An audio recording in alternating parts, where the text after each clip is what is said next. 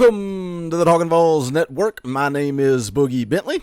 And I'm Coach Jay. I'm excited about this one. You guys asked for it, you demanded it, and now we're going to make it happen. Myself and Coach Jay are going to run through the class of 24, and not just the class of 24. We're going to focus on in-state kids. Now, some of those in-state kids may be committed to Tennessee. Some may not. Some, they may still have that recruitment open, but it's time to shift the focus. We've already hit early signing day, and now we stop talking about the 23s, and we start talking about the 24s, and we kind of did this impromptu on a live stream. One of you guys asked Coach Jay to break down some film, and that's what we did. You guys loved it. I said, hey, what better way than to jump into the class of 24 and let Coach Jay get on here, and he was willing to give us his time, so I'm excited about it. We're going to get into it. As always, do us a favor, smash the thumbs up. That's quick, free, easy, helps the channel. And if you're new to the Talkin VAWLS Network, welcome. We're not experts. We're not insiders. This channel is for the fans, by the fans. If you like what we do, make sure you subscribe. Click that bell for notifications. You won't miss out when we go live or when we drop a video. We're going to be jumping into the class of 24 here in just a second, starting with the number one player in the state of Tennessee, Kaleb Beasley. But first, Coach Jay, give him a little bit of background, your coaching history, where you started, where you're at now, what your specialties are. Sure thing. Yeah. Defensive coach, linebacker coach by trade. Started at Temple City High School. Those glory days of Temple City are kind of past, but it was a powerhouse for quite some time.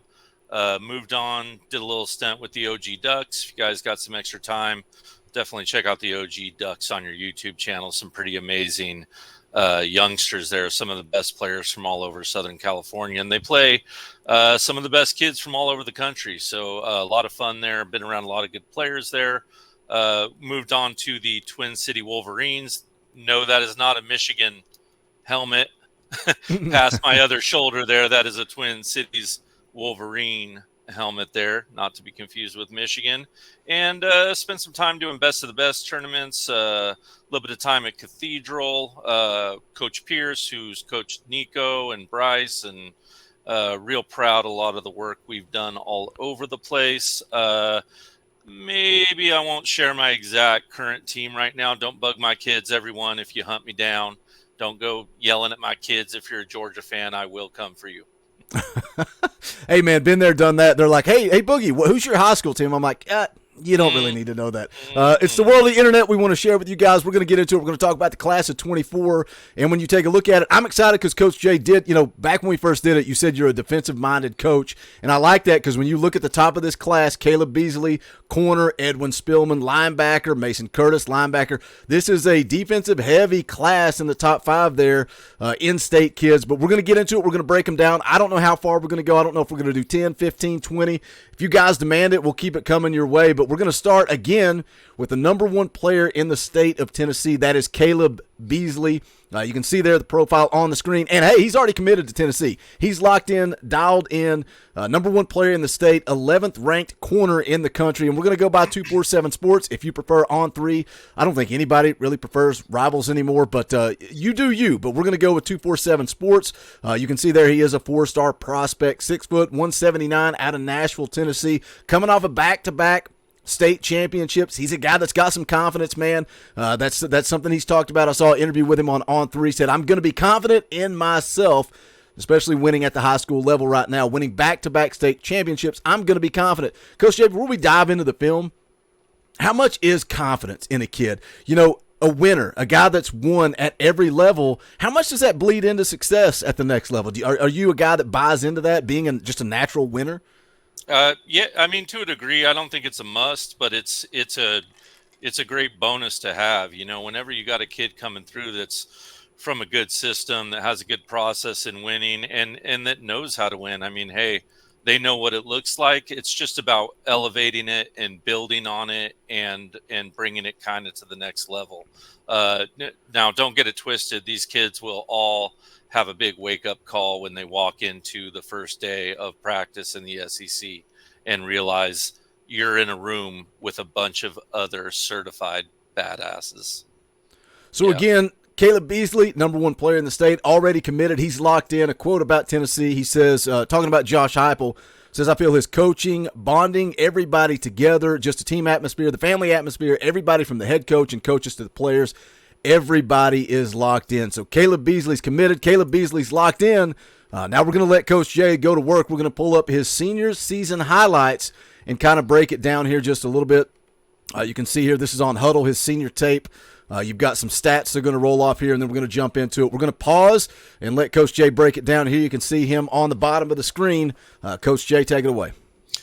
All right, so yeah, right here we got Kaleb taking a little peek inside at the cornerback. He's got outside leverage right here. I'd like to see him shoulders just a little bit more square, maybe his legs just a little bit wider in a football stance here, but he's definitely taken a peek right here. You want to use that outside leverage as much as possible, especially with two high safeties there. We want to use that sideline as an extra defender wherever we can and kind of force him inside and use that outside leverage we've got here. So let's go ahead and maybe press play for a second or two and see what we got. Looks like he makes a little check down right here, sees something, pops back, outside leverage, and yeah, he read that play before it even started. Usually that happens in the film room. On a play like that, he knew right away. He knew either was something the quarterback did or the formation it was. He had one or two keys, and as soon as he saw that quarterback stare down that flat, he knew that running back was taking off to run him out. He jumped.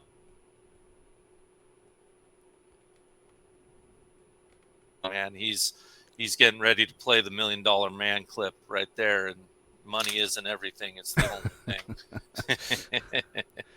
thing. Touchdown for Mr. Kaleb Beasley. So now here we got him on the top of the screen, same type, similar situation. Something I wanted to point out on this particular play is You've got 3rd and 9. It looks like 3rd and 9, 3rd and long. I can't really tell where the down marker's at up there. But he's sitting around the first down marker, and you look on the opposite side of the screen. Look at the bottom of the screen. You've got that corner up in the grill of that wide receiver. Now, something I see a lot of people complain about, and again, for the fans, by the fans. We're all fans. So I want to get a coaching perspective. What are you looking for from your corners, from your secondary, in a 3rd and 9, 3rd and 10 type of situation as far as how much space? Because that's the biggest complaint I see about the Tennessee secondary is they give too much space. Well, I hear everyone loud and clear on that. You feel like Tennessee's getting dinked and dunked all day long, and you feel like they're given a little too much space at times. Now, one thing I want everyone to keep in mind, in Tennessee's system, you want to play a little bend and don't break. You don't mind giving up those little underneaths. You want to limit the big plays. It is easier as a defensive back to go forward than it is to go backwards. I mean, it's not quantum physics, right? You can move forward a lot quicker than you can backwards. What ticks me off is when you give them the 7 yards, you play outside of where your leverage should be, and then you just keep backing up when they very obviously have made their cuts underneath. We've had a lot of that, just bad reads by cornerbacks at time, and safeties too, and heck, linebackers for that matter as well. I think they're so worried about getting beat deep at times that they are giving up too much space in times. But right here, I don't mind it. I mean, hey, Kaleb Beasley's a smart kid, as you just saw in the play before, and I've seen watching a lot of film of him now. He knows what's going on from tape. He's got a couple plays right now. Let's say 3 plays he thinks it could be right now. He knows where the sticks is. He can make an adjustment. He can let his linebacker or his safety knows what's going on here. He practiced what we call leadership at every level of the defense. I really like that about Kaleb. He knows how to line up. He knows where those sticks are, and he's going to defend those sticks right here. He's got outside leverage once again.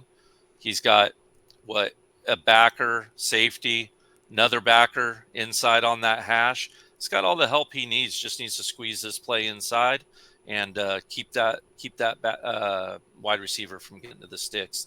Let's see how he handles it, Boogie.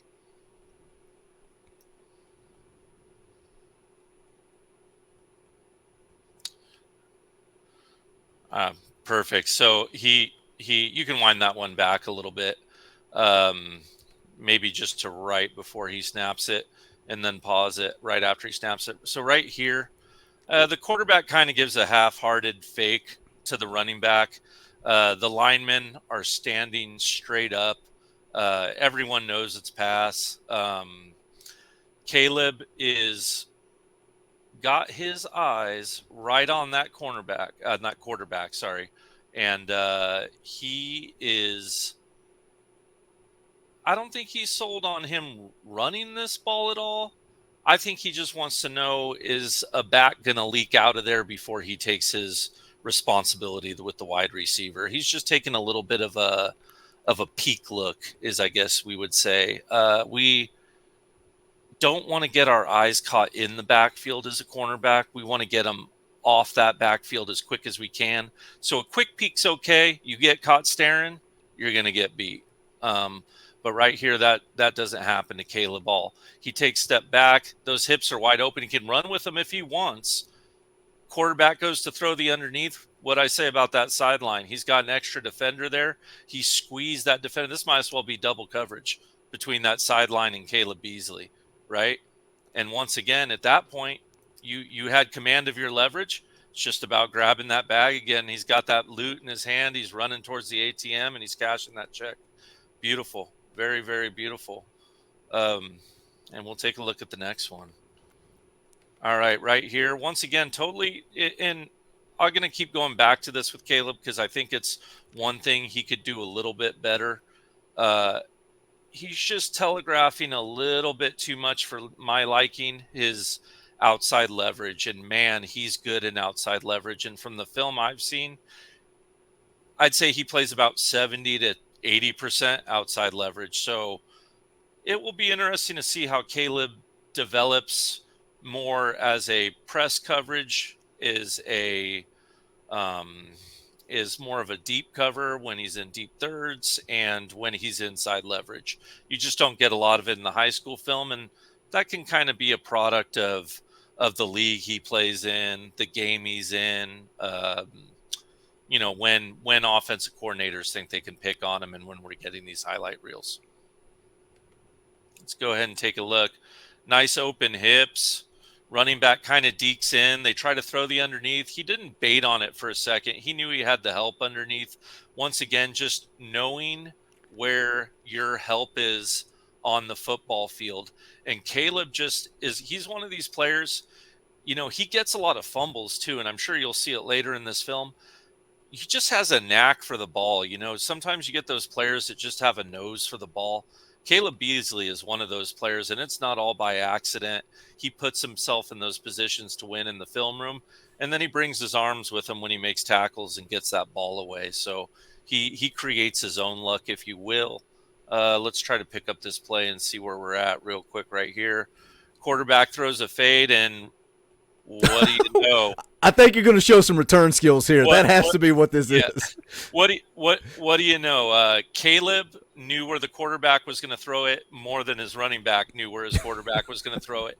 And in his junior film, this is a common theme that he does, but it's what smart cornerbacks do. Kylie Ringo in the Alabama championship game had a big pick to seal that game, if everyone recalls, in the end zone. And it was a play very similar. I mean, the wide receiver wasn't in Timbuktu on it, but Kylie Ringo was where the ball was going before it got there. And Kaleb really reads well where that route is going to, not defending the receiver as much as to where the ball is going to land. He is really good at that, and VAWLS fans should be very, very excited about that with Kaleb Beasley. So here we got the next one. You can see, again, second 9, second 10, same type, and he's lined up the same way. Coach Jay, you did your film study because every single play he's lined up the same way. Yep. Just like to see him get a little more square. Doesn't mean you can't get those hips open. I mean, you absolutely can. And Kaleb's got great hips. I'm not too worried about him figuring that out. Let's put it that way. He's just gotten away with a little bit of cheating. That's all. See, pops back, keeps him in front. It's going to be another play. I'm where you're supposed to be. Yeah, easy work for Mr. Beasley right there. He'll do that all day. He had a handful of those in his junior film. Now, wait, pause it real quick. I know every game this year when it was, And I mean, now this is a long down and distance, so it's not too applicable on this play. But I think this is kind of what you're talking about earlier when you see this 7 to 10 yards off the ball here, this giant space, and it's like, man, it looks like, he can go whichever way he wants, and you're going to have an athlete in space. He's got one safety up high with him, so he's got a little less help. He's playing deep a little bit more. He's got a little bit of help with his linebacker, but that safety is going to creep out. I think what's interesting to me from a fan's perspective is, again, why is Kaleb Beasley so deep? And you look at the top of the screen, and the corner on the other side, again, is up in press coverage. And because so many people want to say coaching, right? They want to blame Willie Martinez for what the corners do, how they're lined up. How much of that is freedom for, hey, this is the play call. You line up the way you want to line up. Mm-hmm. Yeah, exactly. And it almost makes him look a half yard deeper that he's in that outside leverage with his hips open like that. It almost puts his back foot right at that 7-yard line. It's a little hard to tell with the shadow or the angle from where I'm looking. But right now, if I'm Kaleb Beasley, looks like it's first down still, probably a false start or something like that on first down. Who knows? Maybe a holding call a little downfield. And right now, he's going to give him a little bit of space to operate. His eyes are inside. Once again, I just want to see his shoulders a little more square. I know I'm beating a drum, but when you do that, you won't get caught peeking so much in that backfield. That quarterback wants to catch you peeking in that backfield, so he can throw it either over you or under you in the correct route pattern for that situation. But let's maybe let this play for 2-3 seconds and kind of see what the next little clip we can pause is. All right, pause it. So the wide receiver came on a very ugly, poor slant, and the linebacker has it walled off right here. Kaleb has dropped back to go ahead and cover deep along with that other safety that's there. We see I believe the tight end right there. I can't really see his number from here. Leak out in the flat. So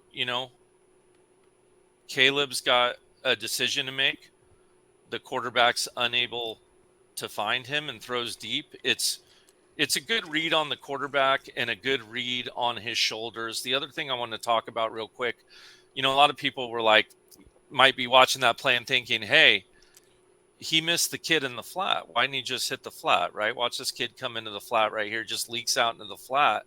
Well, the reason Kaleb wasn't defending that flat is because he was on top of that quarterback's shoulders and the way he was pointed the whole time. Watch these eyes just cheating at him. And he flows back. He's watching him. The quarterback just stares that receiver down the whole time. Now, his challenge in the college game is going to be to not give that away so quick. A good college quarterback, as you all know, will stare down that deep slant route and then hit that man underneath. And he's off to the races. I'd like to see Kaleb maybe have a little better eye discipline in that situation, not cheat on his peak so much, and maybe split the difference a little bit better in those scenarios. Once again, guys, we're not going to talk too much strategy in this game. I don't want to lose some of the fans in a bunch of technical talk, so we won't get into too much of the exact lingo of every little play and every little position. If I try to call out even like a Leo or a Z, I'll try to explain that as best I can when I use them, but we're trying to keep it as fan friendly as we can in this film study. So, and we're winging it. We said we're going to go 10, 15 minutes. We're 20 minutes into the video, but we want to know what you guys want. So if you're still watching this video, hit the comment section. Let us know what you like, what you want more of. Do you want Coach Jay to go deeper or more, just basic lingo? What do you guys want? This is the first one of these breakdowns that we are putting out. Let's watch one more play here and then wrap it up for Kaleb Beasley. And we'll drop these, Sure. Once a week. We'll keep going. Like I said, we're winging this thing, and we will give you guys what you want. Let's watch one last play. Again, you see Kaleb Beasley lined up down here on the bottom of the screen. Yep, outside leverage again too, right? We have doubles, deuces, whatever you want to call it. Two receivers each side. Uh, running back lined up with the quarterback here. Kaleb once again outside leverage. They've done their homework. They want to turn kids inside, and uh, when you're evaluating kids at any level, one of the things you always think about is, what am I not seeing, right? He's an outside leverage all this time. We haven't seen him impress much. You do see it a little bit in his junior film, and he handles it well. Inside leverage, I've seen almost none of it from him. So it'll be really interesting to see how he handles it. But once again, let's take another look at this outside leverage, and let's see how Kaleb handles it. Looks like he's another 6 to 7 yards off the ball here. Opens his hips with him again. Quarterback's already let the ball fly here. Kaleb read it right off the bat, turned his legs with him. Looks like go back to that real quick. He comes out of frame there, but it's interesting. It's interesting because watch it. He opens up to the left, and then he has to pin and wheel, where he flips his hips to the other side, which is normally an inside leverage move. Looks like he gets caught a little inside of him here, which, is fine. Like I said, when you have that outside leverage, you do want to turn him into that sideline, and he does that. But it's almost like he gets caught a little bit, has to get into that pin and wheel. He doesn't get caught like that, doesn't get caught a little flat-footed, looking for the ball, which it was a bad throw, so it can be forgiven. But it's just hard to see that 1 second where he gets out of ground here. But once again, he uses that sideline as a second defender and gives you about everything you want from an outside leverage cornerback in that situation. But, just once again, we kind of winged it and went off his senior film. And I watched his junior film, and there might have been a little bit more there, a lot of fumbles. He brings his arms really well when he makes tackles. I know everyone is used to seeing those cornerbacks come in and just shoulder shiver someone and murder them. Well, bring those hands with you. You keep that butt down, hat up, hat on the ball, bring your arms with you. That ball is going to poke out. Kaleb had 4 or 5 plays like that, but guys, he's an extremely high IQ player. He seems to always be in the correct position for that situation. The times that he did jam, he jams with his feet. A lot of people think you jam with your arms. You jam with your feet first, right? You always have to have a solid base in football, and go watch Kaleb's junior film. You'll see him do that quite a bit. He's really good at leadership at every level. I'm really excited about Kaleb Beasley, guys. I think in a perfect world, he kind of reminds me of I want to say maybe a Cam Sutton, maybe a little shorter than a Cam Sutton, but he practices that outside leverage well. Maybe even a Jason Allen, uh, who played for Miami for a little bit of time. I believe he was with the VAWLS in the early 2000s. He was really great at that outside leverage, but could press people up with his feet and his arms and make sure he's got a good jam. He wouldn't fall into getting sucked inside to the run or giving up inside release and press. He wouldn't get caught looking at the ball too much. His eyes weren't always in the backfield. These are a lot of features that Allen and Cam Sutton had that I see in Kaleb Beasley, and a good evaluation by the coaching staff, a good build by the coaching staff. And my question to the chat on Kaleb Beasley and on every player we review is, each one of these players now has a price tag on them, guys, with NIL. And when you watch these players, make no mistake, these coaches are putting that value on them. How much value do I put in Kaleb Beasley? And right now, this coaching staff is putting a premium on defensive players, guys. And I, for one, am extremely excited about that. The offense will come with Coach Heupel. But the more Ricky Gibsons, the more Kaleb Beasleys, the more Matthews, this is what's going to change us. This is what's going to take us from 10-2 to being in those playoff games, Boogie and Fall Family. Well, that's the beauty of this channel is I'm going to put you on the spot. I didn't even tell you we were going to do this. I did tell you we were going to go 10 to 15 minutes. We're 25 minutes in, but hey, that's the beauty of it. We'll wing it. We'll see what happens. We'll give you guys what you want. So again, hit the comments. Let us know what you want. If you want more of it, you want us to keep deep diving, maybe we do a live stream and we just break down the entire film for some of these kids. But hit the comment section. Let us know. Coach Jay, I'm going to put you on the spot because NIL worth for each player, we're going to break down, I don't know, 10, 15 of these class of 24 Tennessee kids, and you've got to rank them in order for priority of who you would take for this football team. So right now it's easy. Kaleb Beasley, we've reviewed one player. He's number one. He is at the top of your list. Kaleb Beasley is Coach Jay's top player for the class of 24. But guess what? Coming up in the next video, we're going to take a look at the number 2 ranked player in the state of Tennessee, Edwin Spillman. Coach Jay is a linebacker specialist. Will he value Edwin Spillman a little bit more than Kaleb Beasley? Find out. We'll be dropping these videos a couple of weeks. Maybe we'll see how it plays out. But again, smash the thumbs up. Leave a comment.